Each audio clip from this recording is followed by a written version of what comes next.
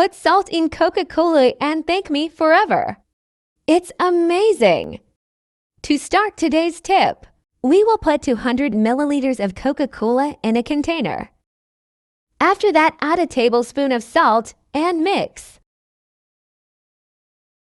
My friends always ask me the secret of this mixture. I do not spend more money on conventional products. This is the best secret to shine pots and pans. Then we will add half a cup of detergent. Remembering that it is good to always mix. As soon as you add a new ingredient, if you prefer, you can even increase the amount of ingredients in this tip and store for future use. Finally, we will add half a cup of water and stir again. Now, when mixing one last time, we will have our tip ready for use.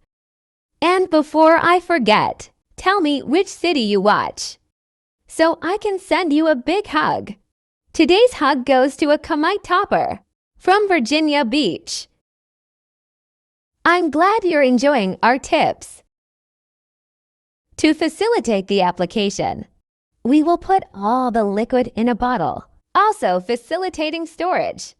I am using the same bottle of detergent. Detergent is an indispensable item for this tip, in addition to cleaning. Also for all the aroma that will leave in all items that use the mixture. Only this amount is necessary for a thorough cleaning in your kitchen. I'm sure you have never used this mixture of ingredients, and it works perfectly for a complete cleaning in your home. This mixture is impressive. Only on contact with fat can easily remove, and it is only necessary to rub for the complete removal of stains. This product acts in a few moments, removing any excess oil easily. There will be no more greasy pots in your home after you put this tip into practice. Salt acting together with detergent and Coca-Cola can directly remove fats easily. After rubbing, we already notice the difference when we put our pan in running water.